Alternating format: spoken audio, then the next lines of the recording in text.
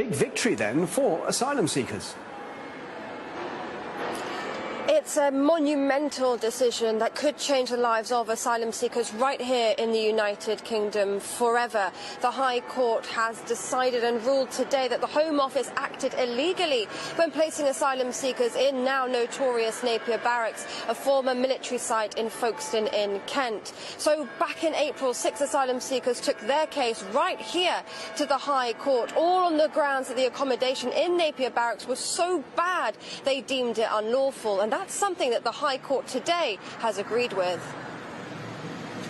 Whether on the basis of the issues of COVID or fire safety taken in isolation, or looking at the cumulative effect of the decision-making about and the conditions in the barracks, I do not accept that the accommodation there ensured a standard of living which was adequate for the health of the claimants.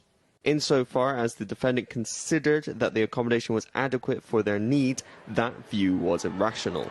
Now, since Napier Barracks first opened its gates back in September of 2020, it's been racked with controversy ever since. Conditions inside have been described as squalid and unsafe and have had psychological and physical impacts because, of course, many of these people in Napier Barracks are incredibly vulnerable, fleeing war-torn countries and persecution and oppression, with numerous reports of suicide throughout the months as well. I myself visited the camp on numerous occasions and could see firsthand just how bad it really was, with many asylum seekers taking to protest, hunger strikes, a fire outbreak, plus a COVID outbreak there as well. And campaigners have long been calling for the gates to shut down for good. They speak to us. Why won't you let them speak to us? Abush! Abush!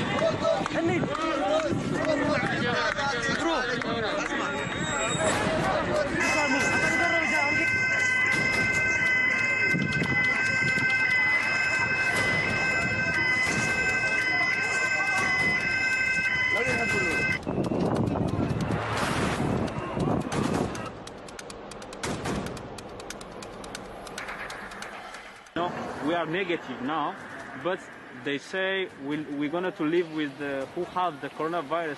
I can't to sleep even at the night, just like, the coronavirus is coming to kill me. Social distancing is out of question here. It's not possible when you share one bedroom with 28 people.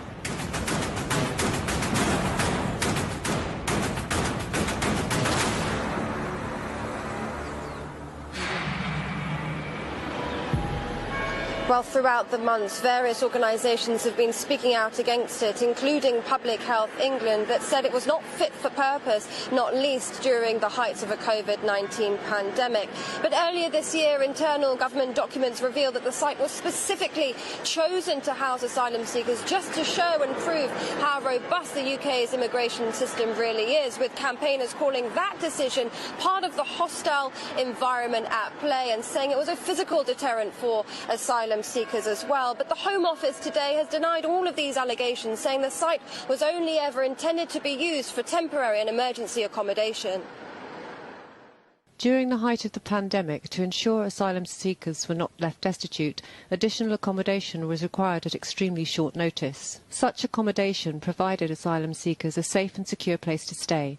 Throughout this period, our accommodation providers and subcontractors have made improvements to the site and continue to do so. It is disappointing that this judgment was reached on the basis of the site prior to the significant improvement works, which have taken place in difficult circumstances.